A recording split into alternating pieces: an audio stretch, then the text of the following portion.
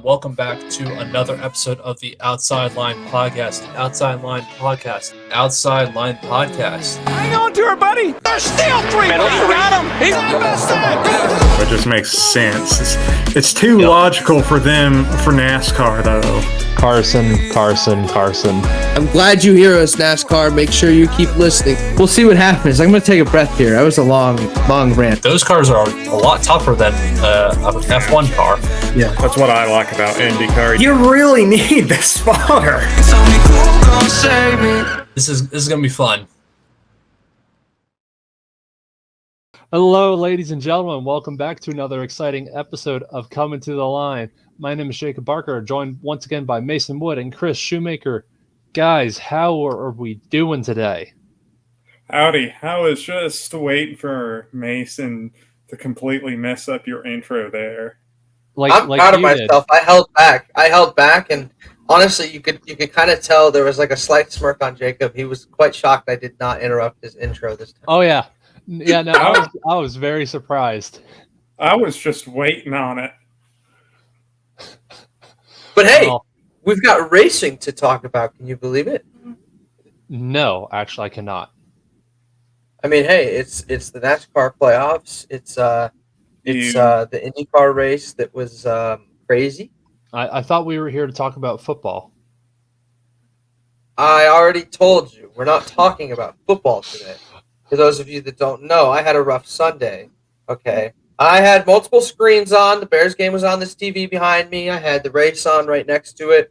And what I was doing is like during the Bears game, a bad play would happen, and I would shield myself by watching NASCAR. It was a really good medicine sort of thing. So I was able to catch everything that I wanted to see, and I love doing the like dual screen on Sunday. But I'll tell you, it's like I love and hate this time of year because it's so hard to sit there and watch both and pay attention to them both, and it's such a pain in my rear end that like I love the NASCAR playoffs and I love this time, but at the same time there is a part of me that's like, all right, man, let's get to the end of the season here because this is stressful on my body, my brain. You need horse blinders on. Facts. I've been playing a lot of Red Dead Redemption 2 lately, and I want to ride a horse again.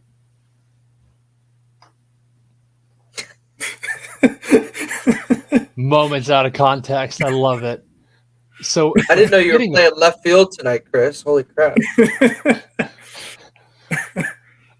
With our horse talk out of the way, let's get on to some Formula One action.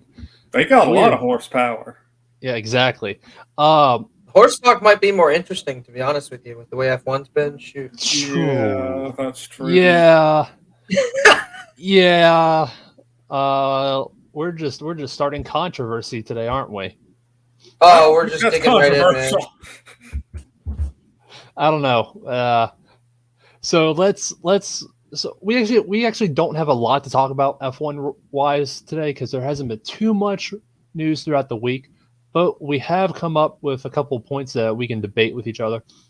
One that I wanted to talk about is how many races in an F1 schedule is the perfect length. What are you guys thinking about that? I think 18 because I think it needs to end by October. Ending in like a week, 2 weeks before Christmas to me is ridiculous.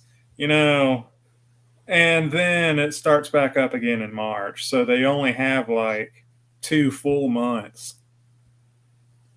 Yeah, that's the thing you got to remember because NASCAR goes from February, like mid-February to early November. F1, granted, they get a whole month break from late August or late July to late August or so? Mid-August. Yeah, sometime around there. Got to remember, their schedule, like I said, with the month break, goes from March to right before December, so late November, maybe the week after Thanksgiving. And the 2021 season ended the first or second week of December. which I I think it was a thought week was before Christmas. it was late. The 2020 season ended late too. That's different. That's different because of COVID, Yeah. but still, I can agree that ending in December kind of sucks because the holidays are right there. Everybody should be with their families. We still have Thanksgiving to celebrate, but Think about it. It's European based, and but of course, still, Europeans don't celebrate Thanksgiving. yeah, but still, we're just going to throw it in there for this debate for uh, just for purposes. So they've got Christmas and Hanukkah and Kwanzaa, to celebrate throughout December. So it's kind of like, why end it in December? Yeah, I think it just needs to be ending at either first week of October, or I think first week of October is the perfect time to end a racing season. Because you got to compete, at least with the U.S., you got to compete with football season and the World Series coming up in October. So, and then you got to compete also with hockey season in Canada. Yeah, don't mess with Canadians and their hockey season. Granted, See, I'm one of those people. I don't necessarily think that I like next year we've got 24 races, and I'm not gonna say that I hate that. I think more racing the better, and I think that there's good variety. My main thing with that, though, kind of like you guys, is next year the season wraps up on December 8th. So there's that's the main, kind of like with you guys, is the main issue is just that it wraps up so late. And so while I'm a big supporter of the 24 race calendar, they go from the start of the season next year. It's February 29th through March 2nd at Bahrain. So it's not like it's super late into the year. It's not like they're starting March 29th or something. They're starting there's a decent amount of off season, but just running that so late into December, it feeds into a lot of your guys' points to where maybe the 24 races doesn't work. But I guess we'll find out next year. I think the FIA limit is 24 or 25 races.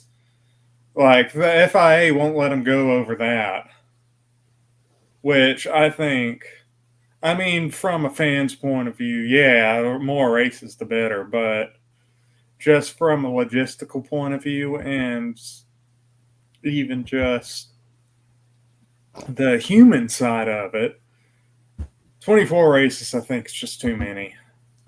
And also, what we haven't even mentioned is, let's say the championship is a snooze fest, kind of like this year. That's just prolonging it. Mm-hmm. But it's more money. Yeah, that's true. And I think if we're going to have such a huge season calendar, then I think we need to add in more variety of races, bring back South Africa, Argentina, where else? I want to see the Antarctic Grand Prix. Make it happen. Need to have one race on every continent in one calendar year. I could make it happen. F1 being the first to make that a thing. I honestly, I feel like it could happen, but you don't know until we try it. Or I can just imagine, though, everybody whining about the cold, which granted it is cold. It's extremely cold. But they complain about 80-degree weather. I love 80-degree weather. What are they talking about? I know. The Europeans don't know how to handle their heat. Just what if they had a Grand Prix in Phoenix? Wait, didn't they have a Grand Prix in Phoenix 1 year? Yeah, I was about to say. So what if they had a Grand Prix in Phoenix in the middle of July now? They would die. Crazy. I think the Dallas Grand Prix was like in August or something, which is stupid because that's like the hottest part of the year in Texas. Yep. And the two races that they had there were pretty miserable. There is several stories about that. There is one story, I believe, about Senna. He hit the wall and crashed out, and the lap before, he swore that the wall moved. It wasn't there, and he ended up hitting it, which I could believe because from what I know about the track, it wasn't a good track. Yeah. No, it had a lot of issues, and from what I'm reading up on, there was a lot of issues with the heat. It was about 100 degrees that day in Dallas, and so you had apparently part of the track surface was kind of disintegrating, and there had been just rumors of its cancellation kind of all weekend long. So very interesting, to say the least. It was in August, wasn't it? I believe it may have been. Because May? it was in the dead of summer. Looks like maybe May. Oh, well. Still, it's hot. But they ran it.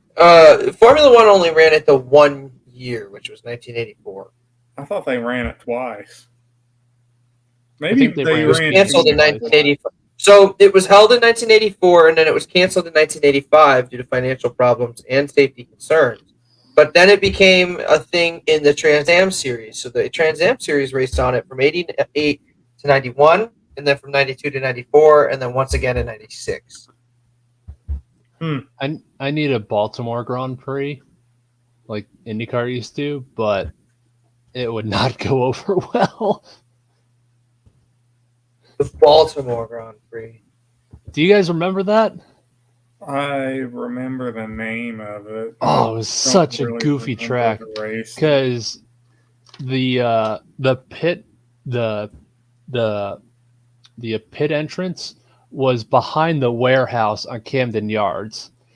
Oh, it was such a goofy track because it had two hairpins and they had a bus stop chicane going through the railroad tracks. And when it was on its debut weekend, there was no chicane going over the railroad tracks. So they were just launching off the railroad tracks, getting like 2-3 feet in the air. It was just a goofy track, but it was entertaining to watch. Them Duke boys be at it again. Yeah, exactly. Now, trivia question for the both of you.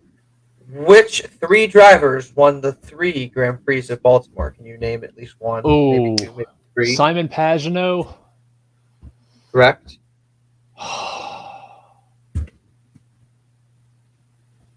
Will Power, I think. Correct. Will Power won the inaugural race and at the fastest race time as well. Oh, this is the third one. This is the toughest one. What year was it? 2012 is this one we're talking about. Shoot. 2012. Hunter Ray? Yes, sir. How about that? Ryan How Hunter about Way that? in 2012, Will Power in 2011, and then Simon Pagenaud in 2013. I knew Pagenaud because that was his first win. And 2011 was Power's. It was that tight battle with Franchitti and Power for the championship that year. And then Hunter Ray was his championship year as well. So just shows how big of a nerd I am, I guess. But hey, I don't blame you for showing interest in a Grand Prix that's right down your alley. I mean, there's never been a Grand Prix of Phoenix, I'm pretty sure, but I can tell you what, having been from Chicago, I really cared about the oh my God, there has been a Phoenix street circuit. Yeah, I was thinking, seemed like Yeah. there might have been. The Formula One United States Grand Prix was held on the Phoenix Street Circuit in Phoenix, Arizona between 1989 and 1991. Yeah. Oh my God. Right by Chase. I know exactly where this is. Oh, no way. No way. I have to watch this now. It was. Did Mansell win one race? Seemed like he did. Seemed like Mansell have to was one look. of the winners. I'm finding the layout very interesting because I'm seeing where, like, I'm thinking about the area, and I don't know when we have what's called the light rail, which is kind of like I don't think there's any in North Carolina or anything, but there's for those of you that don't know what a light rail is. It. Okay. For those of you that don't know, there's like a train it's basically a train that runs through like downtown, like a small subway train, but it's above ground and it runs in the middle of the road. And we have that in downtown Phoenix, and that's in that entire area. And there's curbs that are there that block it in. So I'm curious actually really to how that race did look, because obviously it's 30 plus years ago. So obviously downtown looked way different, but I'm very curious as to what that looked like. I mean, my gosh, I didn't know that they raced here.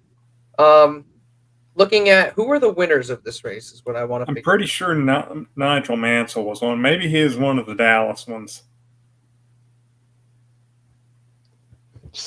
There's just been some goofy races in the past. I feel like they've actually tried everything at this point. I feel like it was Senna, Mansell. Oh my God! Could you imagine? Could you imagine an F1 NASCAR doubleheader at Chicago?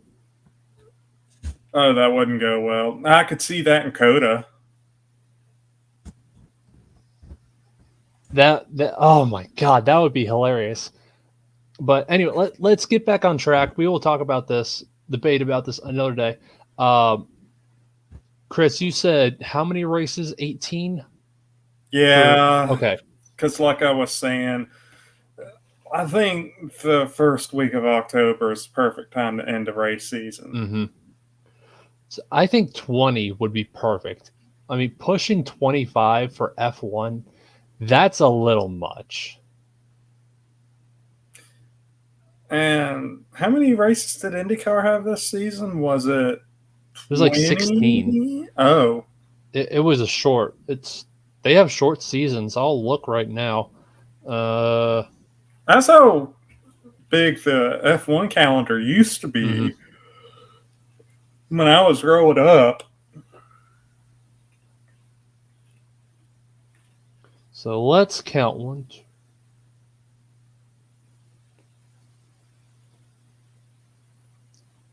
Yeah, so if I counted correctly, IndyCar had 17 races this year.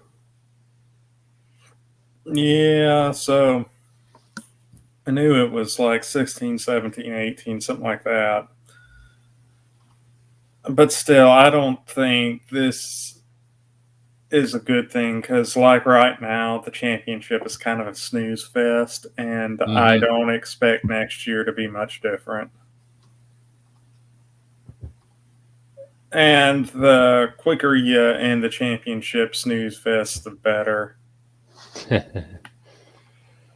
So now that we've talked about this, let's talk about. We don't know what Mason said yet. I thought he said something. My apologies. What do you think? How many races do you think the F1 calendar should be? 20. 20? Okay. Yeah. Round number. 20. I mean, that's just it's just a solid. I mean, 20 is just a solid number in general, honestly.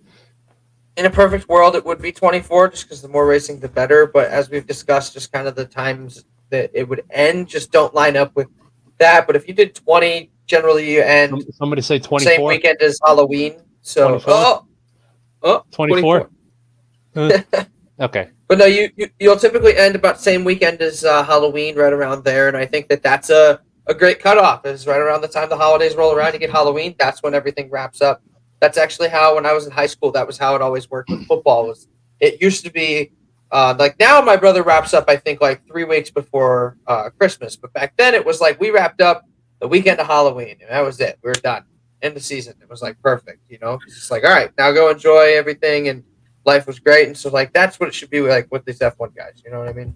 You know, I think it is cool though that they typically have the F1 race right around de los Muertos, Dia de los Muertos in Mexico at the Mexican Grand Prix, because it always kind of had some unique art, I guess you could say. Mm-hmm. It brought some unique perspectives in it, which I will say I really did like that. And the Coda race is always right around my birthday, Same. When's your birthday? November 2nd. Oh, okay. Well, October 24th is mine. Okay. So You're older than me. Not really. I was about to say, I don't know about that. So now that we've talked about this, let's talk about something that we've debated on in the past couple episodes, more specifically Mick Schumacher. Do we see him on the F1 grid in the next 3 years? Oh, that's a tough one, because I think he could maybe get into Williams, but in a front running car, I don't think so, because I think the Hamilton deal kind of screwed him. Mm-hmm. Yeah, I was thinking that Lewis's car was going to be Mick's when Lewis's contract expired, or he decided to retire. But obviously that didn't happen. So we're in a little bit of an awkward spot right now with Mick.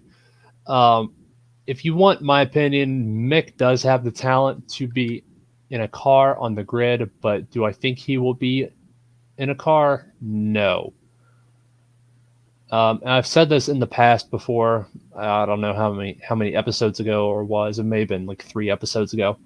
I think Mick Schumacher will be in IndyCar like Romain Grosjean, like how Grosjean came to IndyCar in the next couple of years.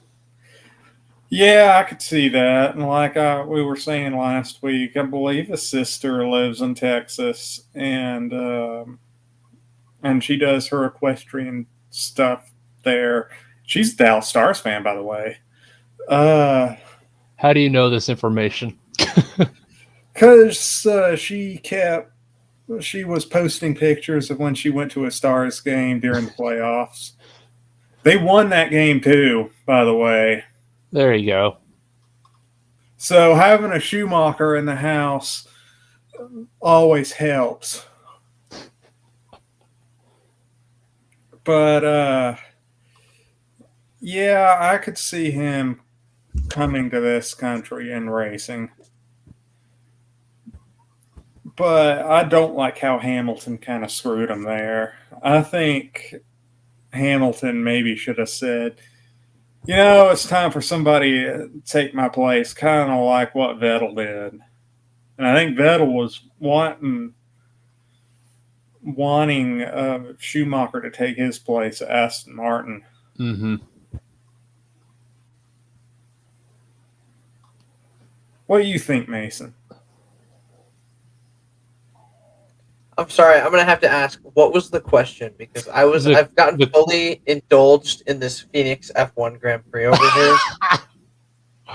Like, the question was, do we see Mick Schumacher being in an F1 car in the next 3 years? oh, 100,000%. Not even gonna doubt it. I think he's absolutely gonna be in one. I just think it's a matter of time at this point. The boy has race winning potential. I yeah. still think put him in a good car, he'll win a Grand Prix. Will he win a championship in a really great car? No. But will he win races? I do think so if he's given the chance. Yeah, I'm not gonna say I'd be at all surprised to see him up there in the next 3 years. I would actually say I expect it. That's what I expect to happen in the next 3 years, is that he's up there. Where do you see him going?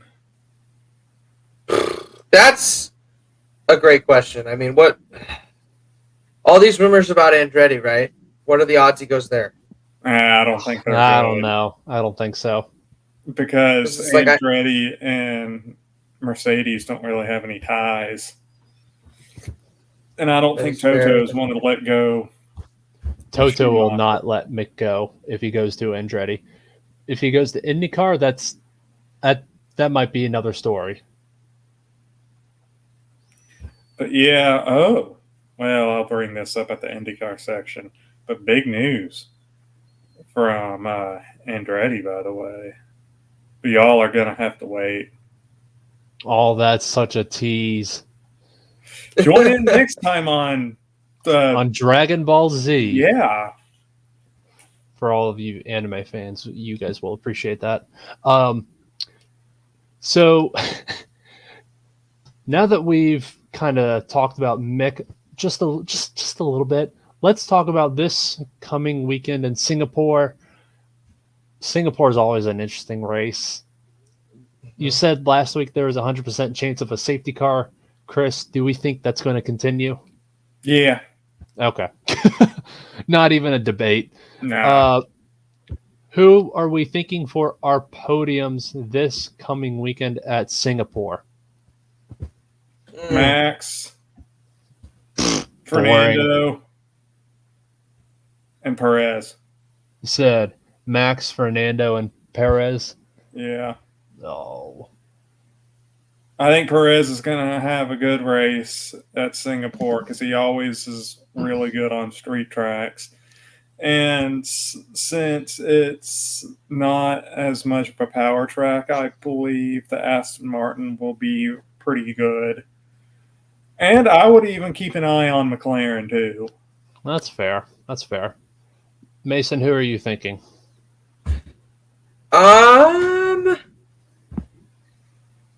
Give me Sergio. That puts him back to back in Singapore. So give me Sergio, and finally knocking off Max Verstappen. We'll see if it actually happens. Probably not, but we'll hope for the best. Give me Max in second, and then third, I'm gonna put third.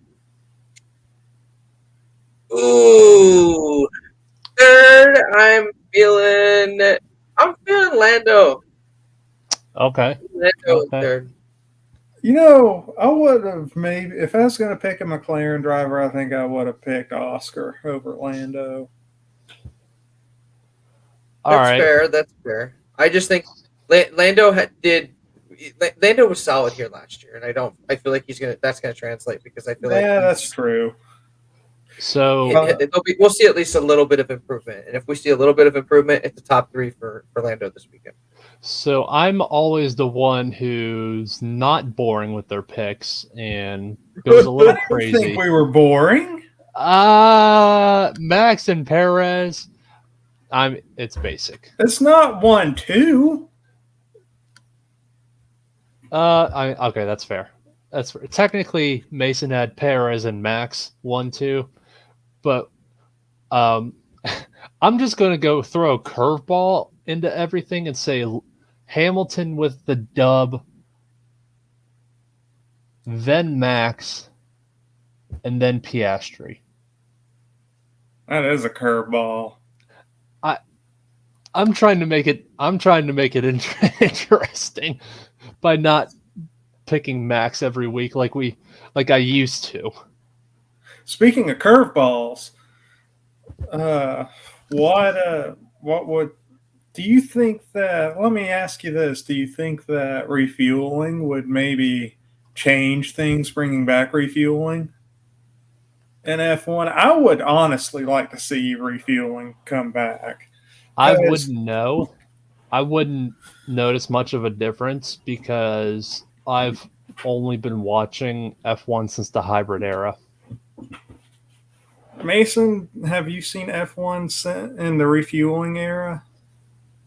Mm-mm. Well, the reason why they pretty much took it out was safety and cost concerns, which